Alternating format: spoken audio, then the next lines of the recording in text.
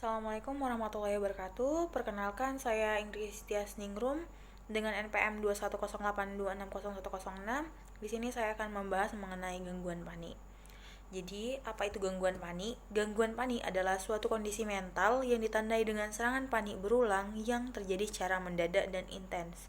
Jadi, gangguan panik ini sendiri itu dia tidak ada stresor yang mempengaruhinya, dia tiba-tiba saja mengalami serangan panik tanpa ada stresor apapun. Kemudian untuk etiologi dari gangguan panik ini sendiri itu ada 3. Yang pertama ada dia biologis, kedua ada psikososial, kemudian ada genetik. Jadi kalau dia faktor yang penyebab dari si genetik itu sendiri, kalau dia menderita gangguan panik dengan agorafobia, itu dia akan memiliki resiko 4-8 kali untuk mengalami kekambuhan kembali.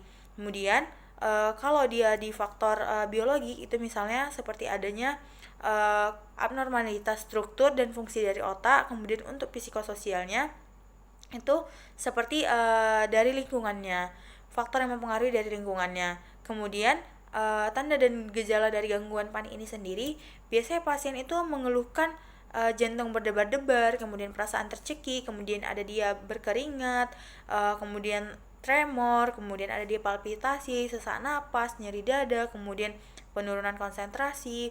Kemudian untuk kriteria berdasarkan DSM dari gangguan panik ini sendiri, itu dia yang pertama, serangan paniknya itu terjadi secara tiba-tiba dan intens dengan gejala fisik dan psikologis. Kemudian setidaknya satu serangan itu diikuti oleh kekhawatiran yang berkelanjutan tentang serangan selanjutnya. Kemudian gejala ini tidak disebabkan oleh efek fisiologis dari zat ataupun kondisi medis lain.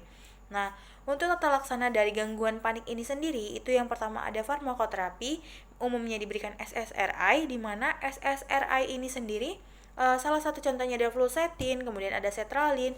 Nah, untuk SSRI ini sendiri dapat diberikan 3 sampai dengan 6 bulan, itu tergantung dengan kondisi si pasien. Kemudian dapat diberikan juga dia alprazolam. Alprazolam ini tuh dapat mencegah kekambuhan atau awitan, di mana dia itu bisa kita beri selama 4 sampai 6 minggu dikonsumsi.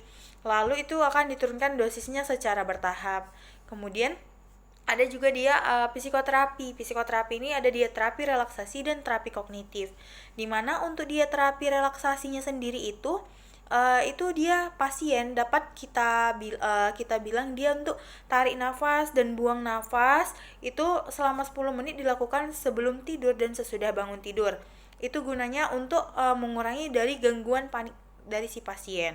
Kemudian bisa kita lakukan juga terapi kognitif, di mana terapi kognitif itu adalah pembentukan kembali pola perilaku dari pasien yang mananya dia irasional menjadi rasional kembali. Misalnya si pasien ini dia banyak berpikir negatif sehingga dia mengalami gangguan panik, maka terapi kognitifnya itu kita berusaha untuk merubah pola pikir negatifnya menjadi pola pikir positif kembali.